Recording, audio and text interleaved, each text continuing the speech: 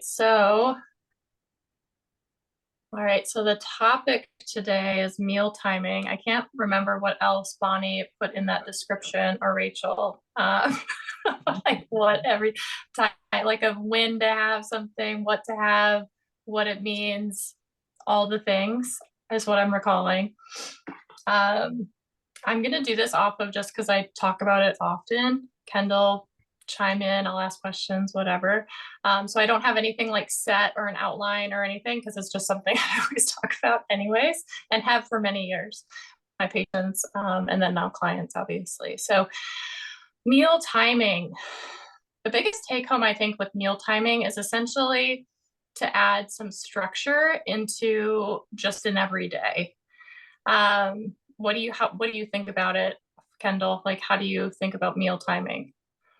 I mean, I think that it's smart to spread it out so you're not like famished at the end of the day, like have everything, have that later snack or whatever to get you through to dinner. And I mean, if you don't, you just kind of set yourself up for failure in the evening. Exactly. Yeah. So definitely kind of trying to think about it as a schedule. I think about it kind of as like a soft but flexible schedule for eating because we schedule everything else in our life. Like, what if we follow like the way that we eat? What if we like just like did it whatever, whenever? It's chaos, right? What if we applied that to the way that we function throughout the day? Like, we just show up to work whenever we have this doctor's appointment, we might go at this time, whenever we really feel like it. And I think a lot of times when we do that with eating. Many do that with eating without thinking about it. Like, oh, I'm hungry now. But I just ate 2 hours ago. Like, it's so like, and so having that meal timing can add structure even to days when it's outside of our usual routine. Right. So trying to think about it as, what I often recommend for clients is like eat within an hour or two at the most from waking up, and then timing our meals 4 to 5 hours after that, approximately. And with that, when we have that in mind, if we're getting hungry before that 4 hour mark, or if we're getting hungry 2 hours later, it's easier to reflect back on the last meal and be like, what was missing? Was that a snack? Did I not have enough? Like, was there not enough protein, or was carbs too low or not there at all? So I use it as it kind of helps, like you said, kind of pace the day, but at the same time recognize, like, am I actually hungry right now, or could it be something else too? Mm-hmm. Yeah. So a lot of times, like for me, I'm like, okay, well, am I hungry or am I thirsty because I just ate an hour ago? Like, is it an emotional, am I having a craving? Is it like a want or a need, or do I need a meal? Like, is it a meal? Mm-hmm. It's hard to, decipher the two sometimes. Sometimes, like cravings can take over. So yeah, I like Right. that idea. I mean, having it, because I have several clients who they get so hungry by 4 or 5 o'clock, and then they just kind of raid the pantry. And it's like, whoa, we need to figure out timing here because we got to see Right. Yeah. snack. Did you have a snack? Did you have lunch? What, I mean, where are we? So yeah. Right. Yeah. And when you kind of think about, like, if they had lunch at 11 a.m. and it's 4 or 5, like, that's well within that 4 to 5 hour window where it is appropriate for a snack. Like, let's do a snack at 3. And so then we go into dinner, not thinking about what our, stomach is telling us it wants versus what our mind is like, I know I need these, like, these nutrients, I need these macros for the meal, and I'm going to have something balanced. Mm-hmm. Yeah. Because a lot of times then, like, I recommend doing a snack. If it's going to be more than 4 to 5 hours, then it's appropriate to have that protein focused snack, right? To help carry us through. And a lot of times when you're like, oh, wow, that's right. Yeah, I should be having a snack. I ate a long time ago. One client the other day was like, I'm getting really hungry mid-afternoon or before dinner. And I was like talking about my standard meal timing, as you just all heard. And she responded back, and I said, well, 4 to 5 hours, snack, whatever. And she responds back and she's like, there's actually 8 hours between my lunch and my dinner. No wonder I'm feeling hungry. Like, yes. You should be, feeling hungry. Like a 12 to, 8 hour window is like a nighttime fast. Like, yes. And that's usually when it's common to have a snack, is that mid-afternoon. Yeah. What do you think about intermittent fasting? Do you think that's I mean, because I know it's so popular right now. Like, what's your opinion on that? I am not a fan of intermittent fasting because we're fueling a lot of times many wait and they skip like breakfast essentially because it's easier. Um, and we all know like coming out of like how important breakfast is, right? But I mean, we fast eventually or essentially every night to give the body that recheck. And instead of doing intermittent fasting, why not do meal timing and structure? Exactly. I agree 100%. Right? Because then it messes with our hunger and fullness cues. Because Mhm. then it's like, oh, somebody's like doing intermittent fasting and they're hungry like at 10 because that's because their body's like we need that attention in the morning. We have more, we're more active in the earlier part of the day. Many for like getting up to work and like the kids and like that routine, many exercise in the morning, right? But we're not fueling any of that. Yeah. Yeah. And then we come out of intermittent fasting and then it's hard to be like, oh, wait, it's 10 a.m. Like my body says it's hungry. Oh, I can eat now because I'm not doing intermittent fasting anymore versus, oh, it's 10 a.m. Sorry, I can't eat until noon. And then we try to control it with our mind. Yeah, it's super popular. I've had quite a few people asking about it. I'm like, I just recommend not doing it. You Yeah. are already fasting. You're waking up from a fast, basically. Yeah. I basically just say that, yeah, there's different timing structures we can use instead. Let's work on this. And if this doesn't work, then we can look at other things. But a lot of times, like I had a patient, now we're on the intermittent fasting talk, but I had a patient in the, in the clinic one day say, well, because we were going just for food recall. Like obviously my clinic patients don't do MyFitnessPal, so I can't look at it like I look at all my clients.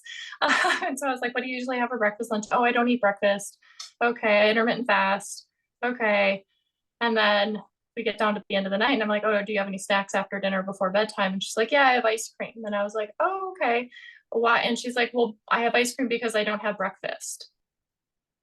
I was like, it's within my time window. And I was like, okay, well, you're not going to have, if you have breakfast, I wouldn't think that you'd be having ice cream at breakfast. So why don't we just have breakfast? So you're not giving yourself that, faux permission that it's okay to have ice cream every night before bed because you didn't eat breakfast. And she was like, oh, okay, okay. Yeah. But yeah, sometimes it's like, oh, well, this is all within my window. So I can eat whatever I want from this time to this time and it'll all work out because that works. Mhm. Yeah. So it just adds a little bit more structure, I think, from a meal timing perspective to have it like set up like that and a general idea of what to have, when to have it.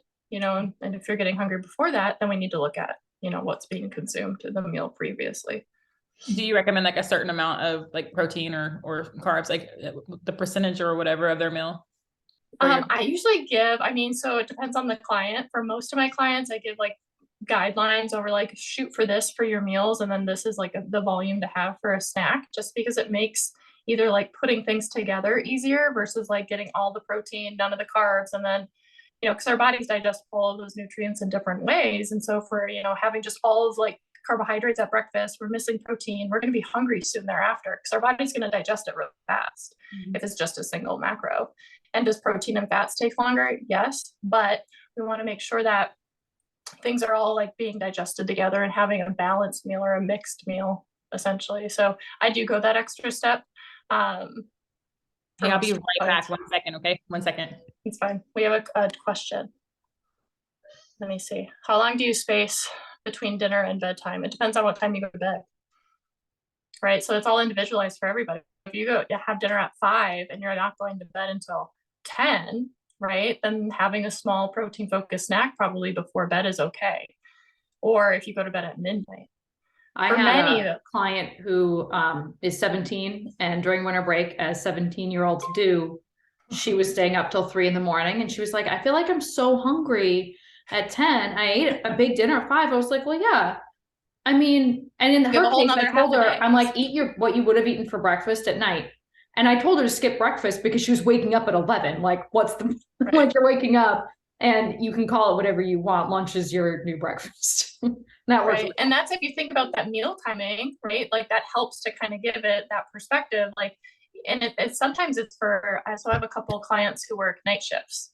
And so it's hard to say like breakfast, lunch, dinner. And I just call it like meal 1, meal 2, meal 3, snack 1 and 2 or whatever. It depends on the time. Because if you're going to stay awake a long time more than other people, then we're going to have, different timing for you. Or, if you sleep in on the weekends, so if you base it off the time that you're waking up and the time that you go to bed, essentially makes it a little easier to have that structure.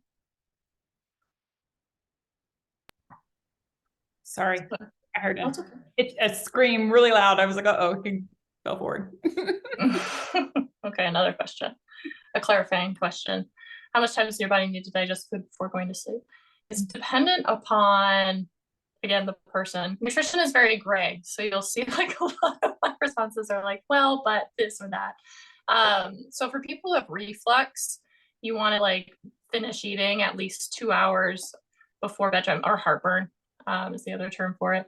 So you don't want to like eat and then go to bed. For some, like a lot of times your body is if your body's working to digest something and you had like something really big before bedtime, your body, it's two competing factors, right? So eating and digesting is a thing that keeps you awake, essentially. So it can negatively impact your sleep if you're eating too close to bedtime.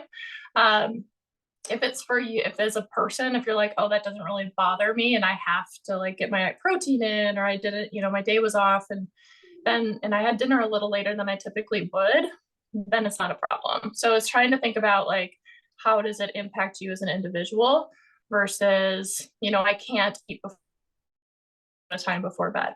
Sometimes putting that like deadline on it though, for some people who have like cravings or snacking, like feel snacky in the evening, but a lot of times then that's correlated back to like a habit that you formed. Maybe it's like habit to always have a bowl of cereal before bed, but you're not actually hungry before bed. Like my family does this. My sisters and my mom, they always have to have like a bowl of Cheerios before bedtime. And I'm like, why do you need a bowl of Cheerios before bedtime? Are you hungry, or is it like a habit that you formed, or every time you watch TV in the evening, you just eat something and that's just, it's habit versus feeling hungry too. So again, lots of different things that play into it. Yeah, for sure. Versus timing. But yeah, if that person, like if it's a habit and you set it a guideline, like, oh, I'm not going to eat, because I've done this to myself, and then I just end up eating earlier, like more. I just like try to fit it all in, and then I like brush my teeth, so I stop eating for the night. But I still had that bowl of cereal. It was just like not right before bed. It was just like at 7 instead. So I had the 2 hours. Yeah. What about? Oh, go ahead. No, that's a good question. That's something that comes up quite a bit. I like that question. I can answer too. Right. Jamie, we're not calling you out. I'm just saying a common thing. I feel like it's such a common. Why is it? I don't know why it's. I didn't say a word. Hey, what's funny is I've never eaten cereal for breakfast, but a nighttime bowl of cereal it's a habit. It's definitely a habit. It's hard to break. Yeah. That's so accurate though. Right. And then you want to think about it though, is like, why is it a habit? Or is it something about maybe I'm not having enough carbohydrates at dinner? And would it be more advisable to include more carbs at dinner to like not feel like I need to have a bowl of cereal if you're actually feeling hungry or need the carbohydrate? I think mine's or tired. Just to body, mine's related to being hungry, being tired, but I'm still happy. Yeah. I can't go to bed because I have to drive around and get kids, so I'm just tired. Right. Yeah, and that could be it too, right? Like just go to sleep, if you can, right? And if we can't be sleeping if we're eating, right? We're eating if we're sleeping, right? Client wise, I know we have several. I recognize names. I'm not like nobody has to contribute if they don't want to, but what if, like from a client perspective, what have you learned about like meal timing and yourself with having that structure? Because I know that several are my clients and they know that I talk about meal timing often. Anybody want to chime in about meal timing and how that's has helped you? I'll talk. I mean, my meal timing is almost always I've got to eat at the same time, but that's because I have to eat before I go to work, and then work tells me when I eat. But I never thought of it before. If I don't have a snack, my lunchtime is at 10:15 in the morning. It's early. It really is a long time before dinner. I never really thought of that before, like how long that really is, because we eat at like 6:30. Right. Like, oh, okay. Yeah. And so like sometimes when you're like getting home, like if you haven't had that snack, and then like that's probably those nights where it could be like all, all out. Like I didn't plan something, I'm just gonna grab something quick. It's good to not probably be the most balanced thing because I'm so hungry. Yeah. Well, and like, what was I gonna say? Oh, but then I get home, and sometimes like if I have to stay after whatever, and I don't get home until 5, I'm like, I don't want to eat anything. I'm gonna eat dinner in like an hour. But like really, it's been so long that having something small Mm-hmm. probably wouldn't be that bad, because I Right. am that hungry. Yeah. Like I always love having, and everybody knows that I talk about these like Cliff mini builders bars. Like to me, they're like perfect. I have them like stashed all throughout. Like sometimes they're in my car, my gym bag. I think I have some at like my overhead desk at work. Like they're all like everywhere. My suitcase. But they're like the perfect little like balanced snack. And they're shelf stable unless you live somewhere that's like super hot and it melts. But I love using those. What kind of snacks do you like using, Kendall, that are like portable? Oh man. Right now it's a little hit or miss for me, but I like the perfect bars. So I'm in Texas. There's like 1 month a year that I don't have to use a cooler. I always have a cooler in the car. But so I like the perfect bars. Those are some of my favorites. They make them in the little kid sizes. And I like cottage cheese. Cause since I have a cooler, I can bring all that stuff with me. It's not really shelf stable, but that's stuff that I bring in my car, and then turkey jerky and stuff like that too. But I'm staying away from turkey jerky because of the sodium, because it was a lot. Yeah. I haven't had those bars. Try those. Oh, sorry. Go ahead. Sorry. No, it's okay. I was gonna say, Trisha got me addicted to the mint power builders bar or the Cliff bar. Oh, good. I've never tried the mint ones. That's like my favorite one. Yeah. I had another client who said that those were really good too. I just can't bring myself to buy a whole box just in case, but I'll venture outside of my peanut butter. I bought the like big one first and cut it in half to like test it. Yeah, because it is like the perfect like in half. It like is the same macros. Yeah. I'm gonna have to try. But yeah, meal timing for me has been a really big game changer. I think the hardest part I feel like so much better. I was also not eating enough carbs at lunch. And now working with Trisha, I'm like able to incorporate a lot more in, because I used to get really bad cravings, like sugar cravings and like kind of an energy crash in the afternoon. And that's like completely kind of gone by the wayside. I think my hardest part with meal timing is when things are like unexpected. And in my industry at work, like I work in media and sales. So it's very like, oh, you have a meeting, like today I just got tickets randomly to this like auction with the Lakers, and like, I don't know, it's like really cool thing. But I had like my snack and my dinner prepared. So now I'm just going to grab the Cliff Bar and like, I don't know, I'm just gonna have to wing it for dinner and fix my fitness later. Life though, that's what happens. Yeah, but that's like my hardest point, is like when I am prepared for like the week and then something comes up. But I think having that snack just available has like really helped me. I also have been doing like turkey like roll-ups with like vegetables. That's been kind of a new thing for me to just like bring to the office and stick in the fridge. So. Very cool. Perfect. Yeah, great idea. Thanks for sharing. Given like what Megan said, so I'd imagine like you're not the only one because I've been there, but you have a set time for your lunch, and then you work, and then you probably leave and go home and then make dinner, right? So what do you do like in that 8-hour frame in order to eat? Like, what are some suggestions so that you make sure you get like a snack in? Do you just like have things on hand? Do you like eat in your car as you're leaving? Like, what would you do? Does that make sense? Yeah, I think for like, I would just make sure that you're prepared. right? So preparation leads to success, right? Ideally. And if you have those things in your car, like you've had it, like you have them in your bag, like I was saying, like they're stashed everywhere. I don't know if Amanda, if you stash them everywhere too, but yeah. Like one in the gym bag. I think Bonnie and I had an appointment after the gym on Saturday, and I don't even think I ate one in the car. I don't know if you remember. I was thinking that. I was like, yeah, I can tell you, it's almost like she put down her visor and where like a bar fell out onto her face and she put it back up. I'm like, where did you get this from?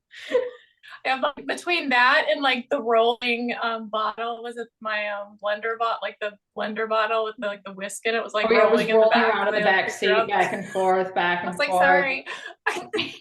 Random stuff. The dietitian car. But yeah, no, it's about kind of having, it's about setting that intention and having things on hand ahead of time, really. Because if it's like to allow for those things to come up last minute, because we know that those things are going to come up. It's just like, do we have things available just in case? I did have a client once who's like, she was out shopping thinking that the timing would be different. She happened to be at the grocery store, and instead of grabbing like something out of the candy, like as you're checking out, she went and she got like a thing of cottage cheese, like a single serving cottage cheese. And she was like, that was like the best cottage cheese I've ever had. Yeah. It was like around Christmas time, I think. So it's like, thinking a little differently, and instead of stopping at like a convenience store, stop swinging by the grocery store and grabbing something too. Every brand of cottage cheese What about tastes having like a completely protein different from every other brand, just in case you like you don't like it. on hand? Yeah, protein shake, same. Yeah, they'll taste different. Say that. What did you say, Bonnie?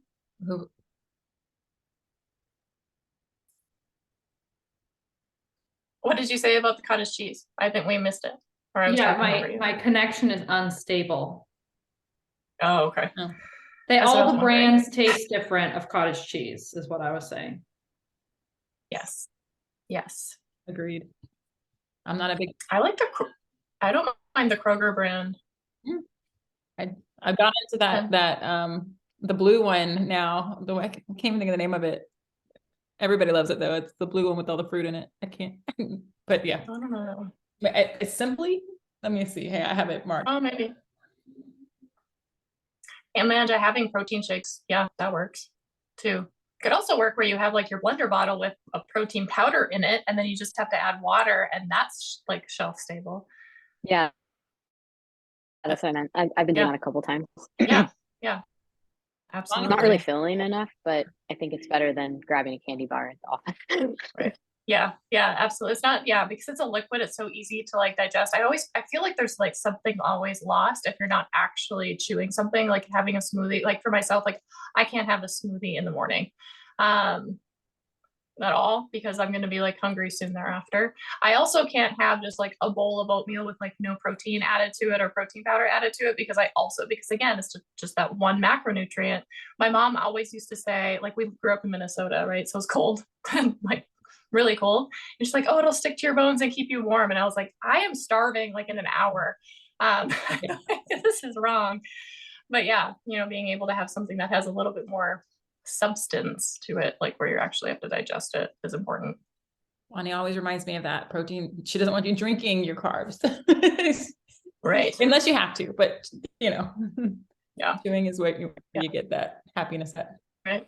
But those, and a protein shake is great to like, I've been talking about like building the gap, like in the evening, like at night, like if you're like short on protein, like build that, bridge that gap with throwing a protein shake in the evening, because then it's not going to take a lot to digest before bed. Mm-hmm. And typically it's just straight protein. It's not going to add, unless you're mixing it into a smoothie with fruit, it's not going to add in like carbs or anything else.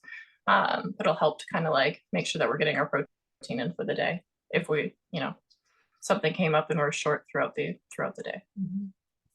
And Bonnie suggested those tuna packets, the seasoned ones that come with the fork. Those things are awesome. My favorite is the Thai one right now. It's really good. Is it good? I don't know. I just can't like. I have phases of tuna. Me too. Me too. And I'm in one right now. And then I probably won't eat it the rest of the year. Yeah, I'm the same with cottage cheese. Like I can like go to town on the whole thing of cottage cheese and stick with that for like months and months or a year, and then then it sits in the fridge. Like I just threw one out and I bought two, like, okay, I'm gonna like really focus on this. Get that protein in. But yeah, so I have that same thing with tuna and cottage cheese, both, I think. I think that's everything. I get tired of everything. I was eating a lot of oatmeal every single day for like months, and because of breastfeeding, and I'm like, no, I can't even look at oatmeal anymore. I have the whole big old bag, like the big baker's bag. Oh, like 5 Do with pounds. this.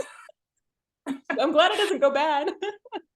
It doesn't. I mean, eventually it'll have something grow. Like rice doesn't eventually have like little good things growing in it. Yeah. But yeah, it'll be. You can give it to Kai. Yeah, he's not a big fan of it yet either, but I will eventually, hopefully. Eventually. There you go. All right. I think we're inching into the last of our 30 minutes. Typically we want these to stick to 30 minutes. Does anybody I feel like we ventured away from meal timing and kind of talked about what to have at different snack times and meal times, which is totally fine because I love the way that the direction of the conversation went. And I love the involvement of everybody who's here. Any ending comments for anybody? Any like take home messages, anything that you've learned maybe that you didn't know before, or something you want to try that's new?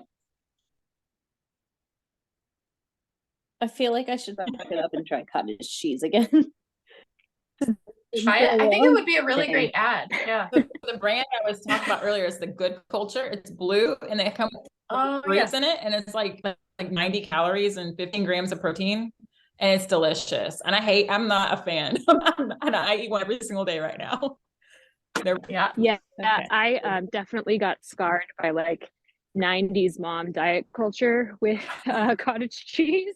But I have been doing it with like big juicy blackberries recently, and it's been so good. So I've come back around.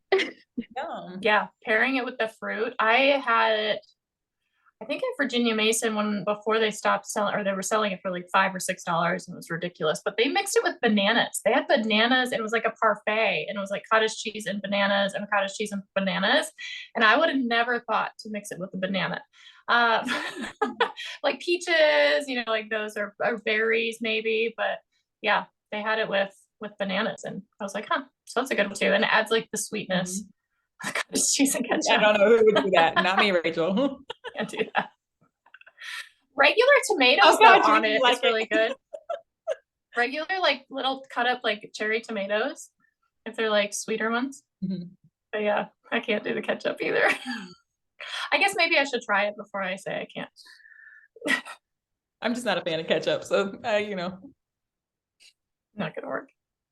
Yeah. All right, guys. Well, I guess that's the mission. I'll be following up with all of my clients on here who said they're going to have cottage cheese. It's like your goal for the week. And so if I've already given you a goal, you're adding this to give it a try. Because I think it would be it's a really great just protein focused addition, honestly. And if you're struggling, some people struggle with like the same proteins over and over, and just add some variety in there. Yeah. My 2 cents, try cottage cheese on your spaghetti and your marinara. It's like ricotta. Yeah. And ricotta actually can be a good substitute also for cottage cheese, like vice versa. It's just not quite as high in protein. But if you're like, oh, I don't like this, you can like hide it in your pasta or mix it in your eggs just to use it. If you're like, I bought this, not for me. I've seen people like whip it up too. Like they whip it up, like you're saying, you blend it up until it's smooth, and they put them in their eggs and stuff as well. So like makes I've added it to the eggs. Yep. Yeah. So there's ways to incorporate it if you don't like it straight. Yeah, I have a client who does that. Yeah. She doesn't, because she doesn't like it either, but she puts it in all of her sauces, her pasta sauces too. Is that what I think that's what you said too. Yeah. It helps to get it down. Lots of protein. All right, ladies. Well, thank you for coming. Have a good week, everybody.